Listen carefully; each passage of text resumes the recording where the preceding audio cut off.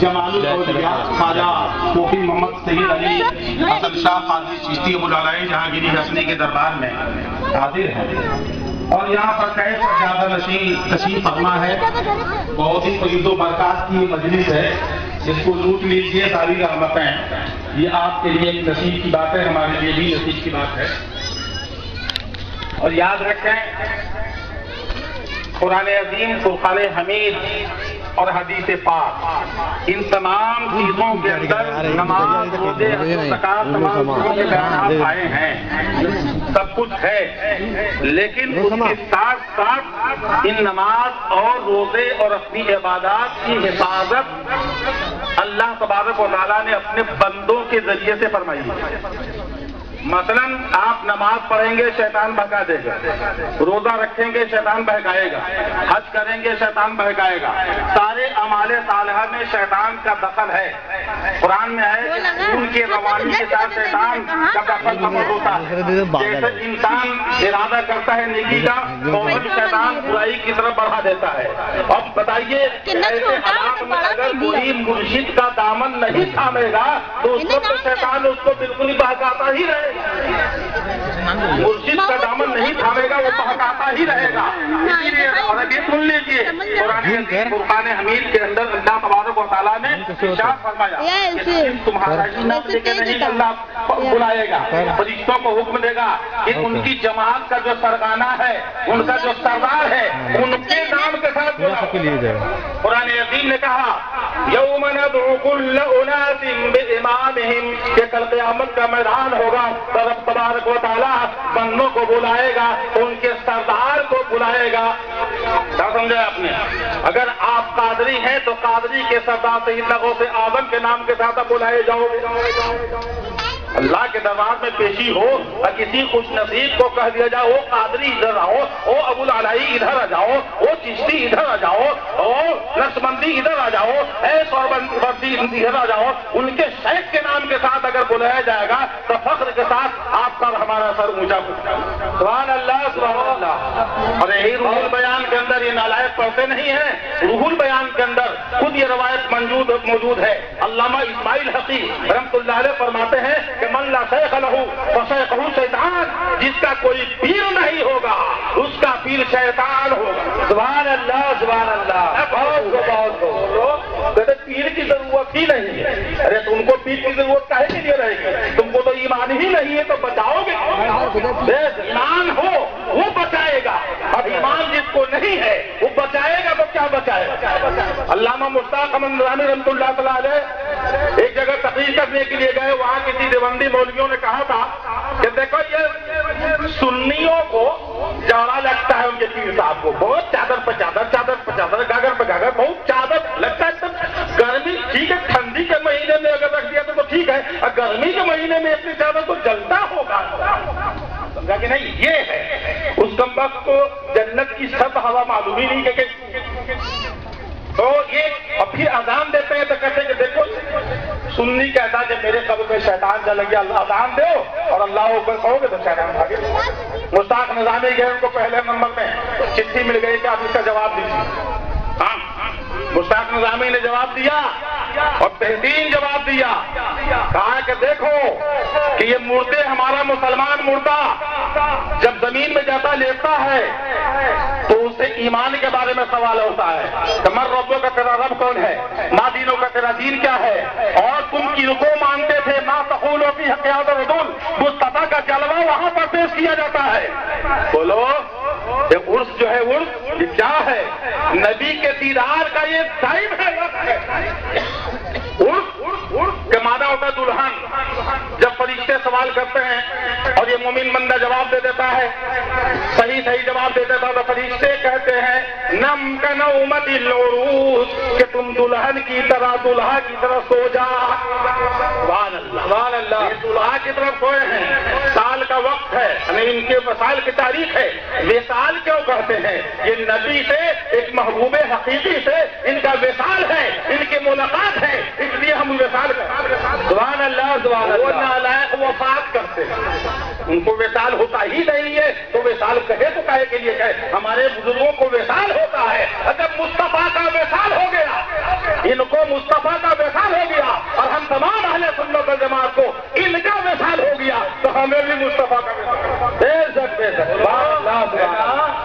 اب بتاؤ, انہوں نے کہا کہ ہمارے مردوں کو تو بالکل ٹھنڈی ٹھنڈی ہوائیں چلتی ہیں, بلکہ اوپر کی چادریں بھی ٹھنڈی ہو جاتی ہیں. اب تمہارا مردہ تو یوں ہی جہنمی ہے, تو نیچے جلتا ہوگا, تو ان کو چادر کی ضرورت ہی کیا ہے, بلکہ چادر بھی ڈالو گے تو وہ بھی جل جائے گی. اور انہوں نے کہا تھا کہ سنی کے قبر کے پاس شیطان آتا ہے تو وہ اذان دے کے بھگاتے ہیں. کہا کہ وہ بہت فخر سے کہا تھا مولوی ارشاد نے کہ بحمدہ تعالیٰ میرے مردوں کے پاس شیطان کاہے کو آئے. مشتاق نظامی نے جواب دیا کہ اے لوگوں بتاؤ کہ کوئی چور ڈکیت کسی غریب کے گھر میں جاتا ہے ڈاکہ ڈالنے یا کسی امیر کے گھر میں؟ لوگوں نے کہا کہ نہیں, امیر کے گھر میں جاتا ہے, غریب کے گھر میں نہیں جاتا ہے. تو بتاؤ, یہ شیطان تو سب سے بڑا چور ہے, بلکہ چور ڈکیت بنانے میں بہت بڑا ماہر ہے. جس کو چاہے چور بنا دو, جس کو چاہے ڈکیت بنا دے. اب یہ چور یہ ڈکیت جب جاتا ہے تو کہہ رہے ہیں کہ میرے قبر کے پاس نہیں آتے ہیں, سنیوں کے قبر کے پاس جاتے ہیں. گویا کہ وہ اقرار کر رہے ہیں کہ سنی دولت مند ہے اور ہم دولت مند نہیں ہے, یعنی سنی کے پاس ایمان کی دولت ہے, ہم کو ایمان کی دولت نہیں ہے.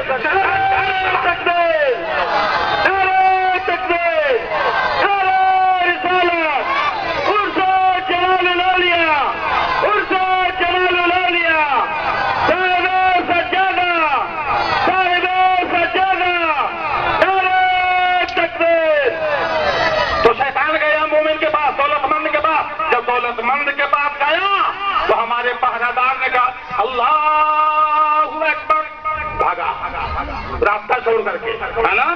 بتایا حدیث میں آیا کہ شیطان اذان کی آواز ہی سن کر کے اتنے دور تک بھاگتا ہے کہ وہ آواز سنے نہیں. اب بتاؤ کہ مومن کی قبر پر اذان دینا یہ مومن کی سلامتی ہے, ایمان کی نہیں, اور ان کو ضرورت ہی نہیں ہے. اور جان رہا ہے شیطان یہ تو ہماری جیسا آدمی لیتا ہوا ہے, انہیں جا کر کے ہم کریں گے. سبحان اللہ. تو میرے محترم بزرگوں دوستوں, بہت خوش قسمت ہو, مختلف کی جگہ جھارکھنڈ, ستنا اور جگہ کے آئے ہوئے مہمانان, بصورت آپ کی عقیدت رنگ لائے گی, آپ کی عقیدت عمدہ ہے, آپ نسبت کی تعظیم کرتے ہیں, اور نسبت ہی کی تعظیم ہوتی ہے.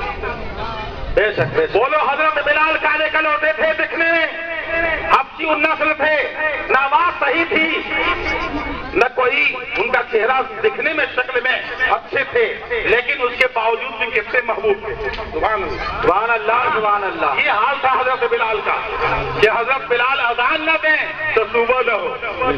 سبحان اللہ. یہ روایت کے اندر موجود ہے. اور حضرت بلال جب مدینے کی گلیوں میں چلتے پھرتے تھے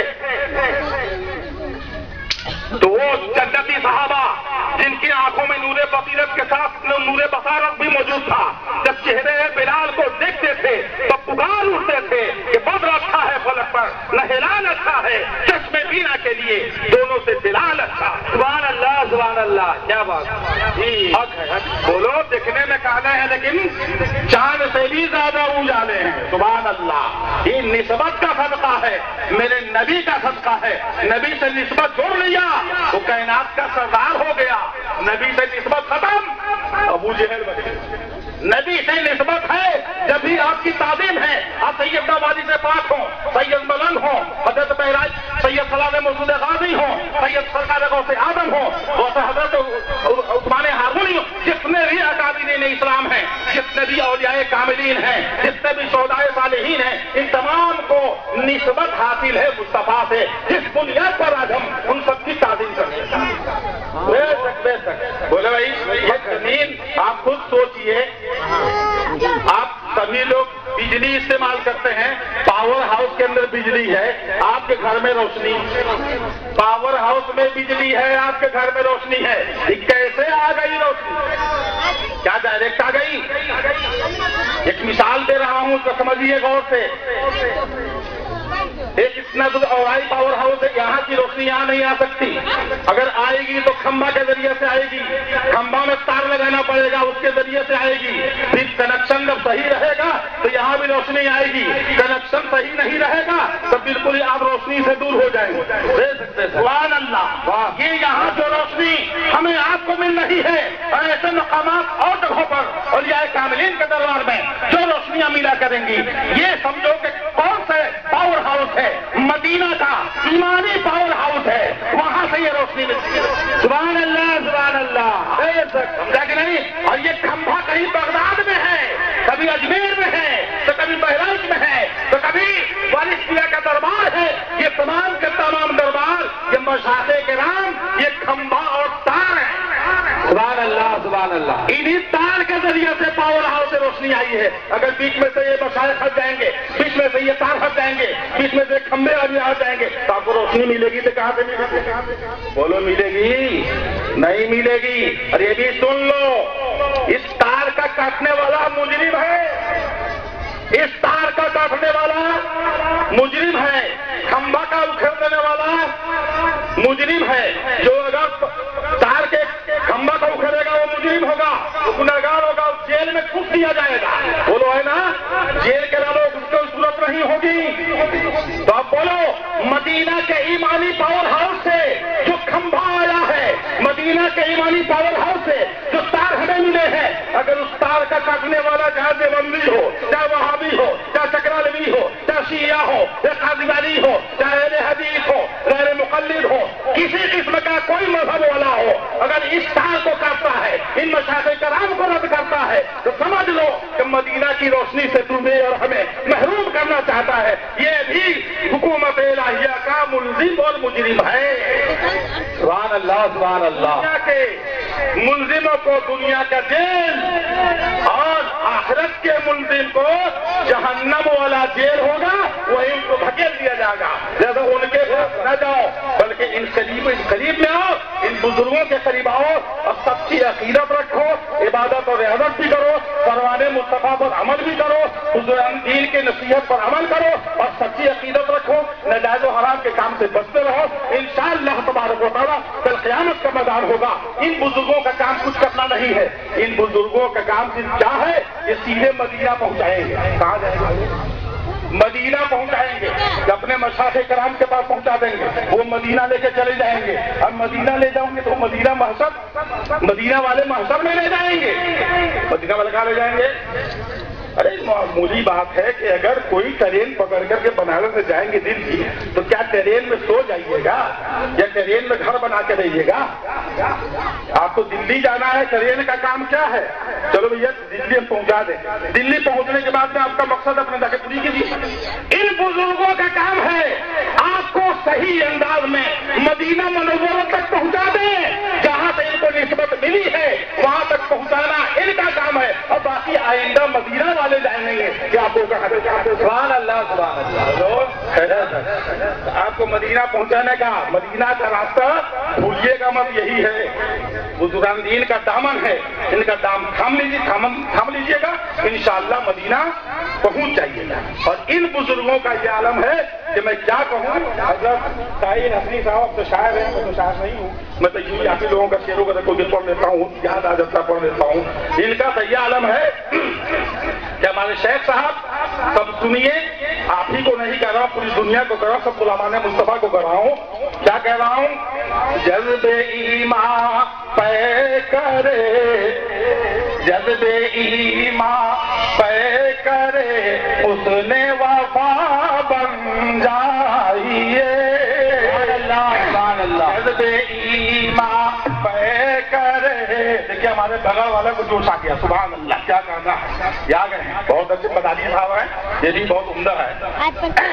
جذب ایمان پے کرے، اس نے وفا بن جائیے، تاج شاہی کے لیے دستے گدا بن جائیے، تاج شاہی کے لیے دستے گدا بن جائیے، بعد میں بن لیجیے گا آپ شیخ محترم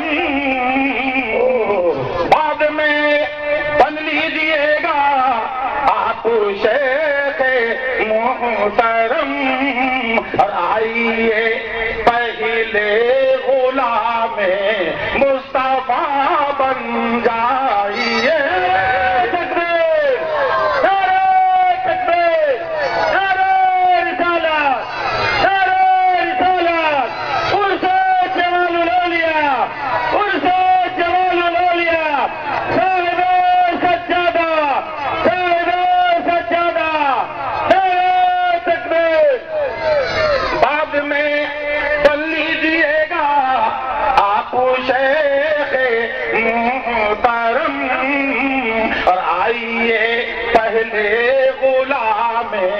مصطفیٰ بن جائیے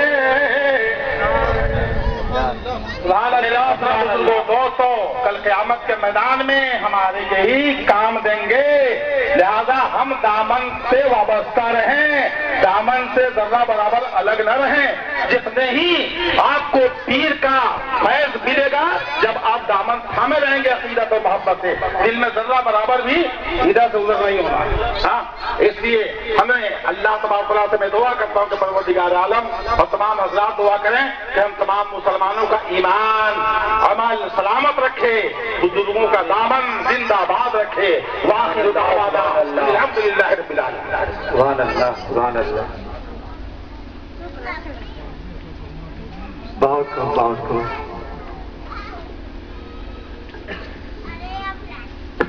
برادران ملت اسلامیہ، السلام علیکم ورحمۃ اللہ وبرکاتہ۔ الحمدللہ نحمدہ ونستعینہ ونستغفرہ ونؤمن به ونتوکل علیہ ونعوذ باللہ من شرور انفسنا ومن سیئات اعمالنا من يهده الله فلا مضل له ومن يضلل فلا هادي له ونشهد ان لا اله الا الله ونشهد ان محمدا عبده ورسوله قال الله تعالى في القرآن الحكيم والفرقان المجيد اعوذ بالله من الشيطان الرجيم بسم الله الرحمن الرحيم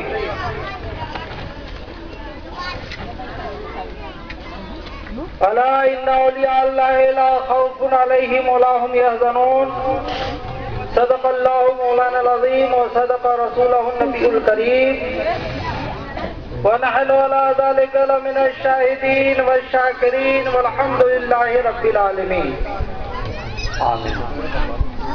شمع نبوت کے پروانوں، باد توحید کے متوالوں، غوث پاک کے شہدائیوں، خواجہ اجمیری کے چاہنے والوں، آئیے ہم اور آپ مل کر اس رسول ہاشمی کی بارگاہ میں خراج عقیدت پیش کرنے کی سعادت حاصل کر لیں۔ جو پیارا رسول زمین پر کھڑے ہو کر انگلی کا اشارہ فرما دیتا ہے تو سورج ڈوبا ہوا سورج اپنی منزل سے پلٹتا ہوا دکھائی پڑتا ہے۔ ایسے رسول کی بارگاہ میں خراج عقیدت لٹانے کی سعادت حاصل کر لی جائے۔ جس پیارے رسول نے انگریزوں کو ہاتھ لگا دیا ہے تو اسے قوت گویائی مل گئی ہے۔ ایسے پیارے رسول کے بارگاہ میں ہم درود و سلام کا نذرانہ پیش کرنے کی سعادت حاصل کر کے جس پیارے رسول نے اپنے الواد جان کو کاردار کنواں کے اندر ڈال دیا ہے تو وہ کنواں ہمیشہ کے لیے چشمے شیری بن گیا ہے۔ اور ایسے پیارے رسول کی بارگاہ میں ایک بار بلند آواز سے درود پاک کا وفد کر لے۔ اللہم صلی علی سیدنا و شفیعنا و حبیبنا و طبیبنا و مولانا محمد بارک وسلم صلاۃ و سلام علیک یا رسول اللہ، صلاۃ و سلام علیک یا حبیب اللہ۔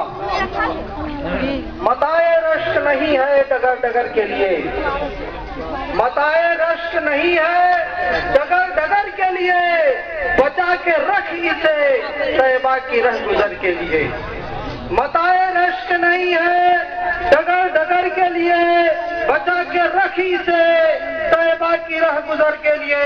تڑپ تڑپ کے محمد کے غم میں مرنے دو، تڑپ تڑپ کے محمد کے غم میں مرنے دو، یہ درد میں نے خریدا ہے عمر بھر کے لیے، یہ درد میں نے خریدا ہے عمر بھر کے لیے، تڑپ تڑپ کے محمد کے غم میں مرنے دو، یہ درد میں نے خریدا ہے عمر بھر کے لیے، پایا ہے جو میں نے عشق نبی، صحیح بھائی، پایا ہے جو میں نے عشق نبی، یہ میری محبت کا یہ عالم ہے، محتاج کے ہاتھوں میں جیسے انمول نگینہ آ جائے۔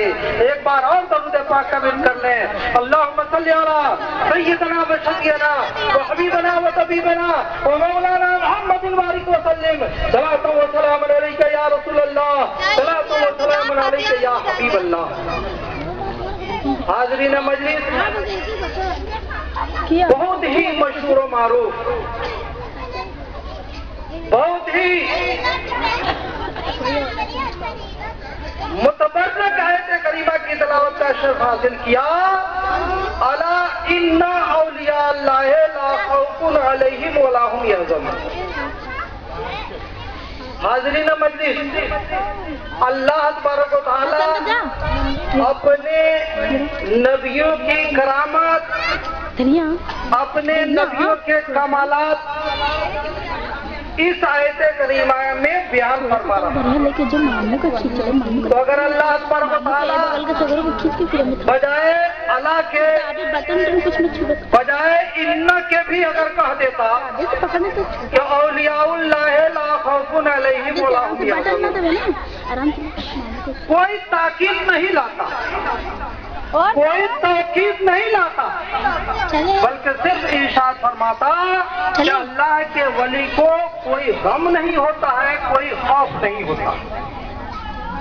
تب بھی ہمیں اور آپ کو یہ بات سمجھ میں آ جاتی کہ اللہ کے ولیوں کے مرتبہ اللہ تبارک و تعالی نے اپنے کلام عظیم کے اندر بھی فرمایا ہے، لیکن نہیں، فرما رہا ہے الا ان اولیاء اللہ۔ اعلیٰ، آپ غور فرمائیں گے، اعلیٰ بولتے ہیں انسان کو متنبہ کرنے کے لیے، یعنی انسان کا ذہن کسی دوسری طرف ہو، انسان کا ذہن غفلت میں ہو، انسان کسی نسبت سے منکر ہو کہ ایسا نہیں ایسا ہے، تو ایسی جگہ پہ ہم اپنے بول چال میں بھی کہتے ہیں کہ نہیں مولانا صاحب ایسی بات نہیں ہے، خدا کی قسم ہم یہ کہتے ہیں کہ ایسی نہیں ایسا، مطلب بے شک کے ذریعے، قسم کے ذریعے، حرف تنبیہ لا کر کے ہم یہ بتانا چاہتے ہیں کہ جو آپ سوچ رہے ہیں ایسا نہیں ہے، بلکہ اس کے برعکس۔ یہاں پہ اللہ تبارک و تعالیٰ نے بھی ارشاد فرمایا ہے الا، خبردار ہو جاؤ، متنبہ ہو جاؤ، ہوشیار ہو جاؤ۔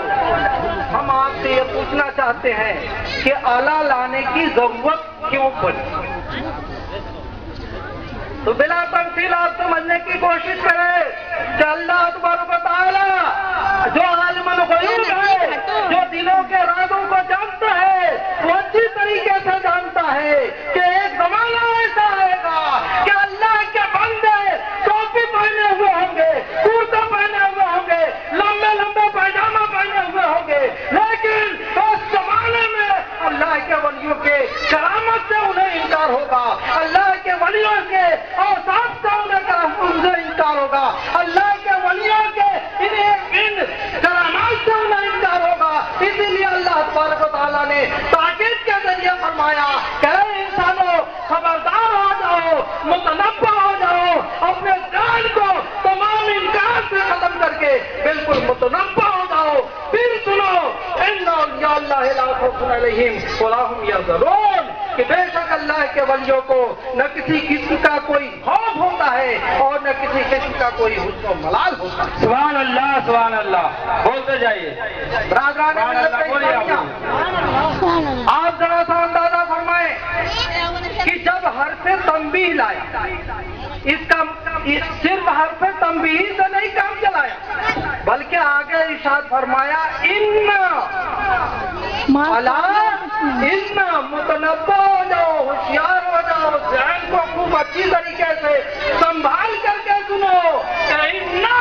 अल्लाह बेशक अल्लाह के वली को न किसी का कोई खौफ होता है और न गम होता है। बादाने मिल्लत इस्लामिया, अल्लाह के ये वली, अल्लाह के ये बरगुज़िदा बंदे इस एजाज को क्यों पहुंचते हैं, इस मर्तबे को क्यों पहुंचते हैं, उससे गौर करने की जरूरत है। अल्लाह के इन वलियों ने अपनी जिंदगी को फलाह कर दिया है, फलाह रसूल कर दिया है, तो अल्लाह ने इन्हें इतना बड़ा मर्तबा दिया। सुभान अल्लाह, सुभान अल्लाह। नारे तकबीर, नारे तकबीर, नारे रिसालत, उर्फत जलाल औलिया, साहिब सज्जादा, नारे तकबीर, नारे रिसालत। उनके इन करामतों का, इन इबादतों का, इन रियाजतों का सबरा है कि अल्लाह तबारक व तआला ने उन्हें मर्दे खलाइक बना दिया है कि सारी दुनिया से झारखंड हो, कटनी की सरजमीन हो, महाराष्ट्र की सरजमीन हो, मध्य प्रदेश की सरजमीन हो, छत्तीसगढ़ की सरजमीन हो, सारे हमारे जमाल औलिया के इस उर्स में हाजिर हुए हैं। सुभान अल्लाह, सुभान अल्लाह।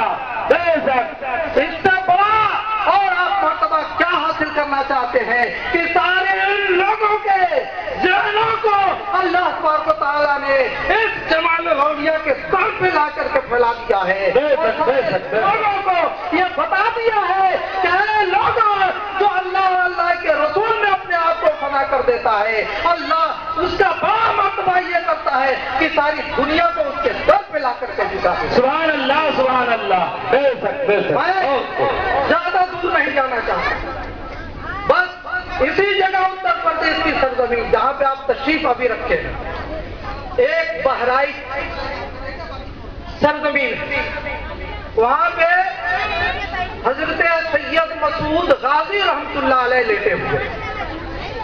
आपका जहन थोड़ी देर के लिए मुतवज्जा चाहता हूं कि आप अपने जहन को बिल्कुल मुतवज्जा करके इस बात को सुने। एक मरतबा फिरोज शाह तुगलक, जो कुछ दिनों के लिए एक दिन के लिए बादशाह बना था, तो चमड़े का सिक्का चला दिया था, यही फिरोज शाह तुगलक है। इसका जमाना है, इसके दिल में हसरत ने लड़ाई ली। बादशाह वक्त के दिल ने सोचा कि काश हमें दिल्ली की सरजमीन को छोड़कर बहराइच की सरजमीन पे चल करके हजरत सैयद मसूद गाजी रहमतुल्लाह अलैह की ज़ियारत करनी चाहिए। बादशाह का सोचना था, इंतजाम करने में कोई परेशानी नहीं हुई। एक मरतबा हुक्म हो गया, सारे इंतजामात बिल्कुल खुद ब खुद कर लिए गए। हजरत फिरोज शाह तुगलक जब बहराइच शरीफ के लिए चला, बादशाह वक्त है, हिंदुस्तान का बादशाह है, जब बहराइच के पूर्व जवार में बादशाह पहुंचा तो उसने सोचा कि हम सैयद मसूद गाजी रहमतुल्लाह अलैह के मज़ार शरीफ पे चल रहे हैं, उनकी ज़ियारत के लिए चल रहे हैं, क्यों ना ऐसा हो कि इलाके के किसी बुजुर्ग को भी साथ में ले लिया जाए। चुनांचे उसी इलाके में हजरत मोहर अली रहमतुल्लाह अलैह भी तशरीफ फरमा थे। आप वहां पे जाते हैं और उस मोहर अली रहमतुल्लाह अलैह को अपने साथ लेकर के आस्ताने की तरफ चलते थे। अल्लाहु अकबर, कुर्बान जाइए हजरत मसूद गाजी रहमतुल्लाह अलैह की इस करामत के ऊपर कि जब आप करीब पहुंचते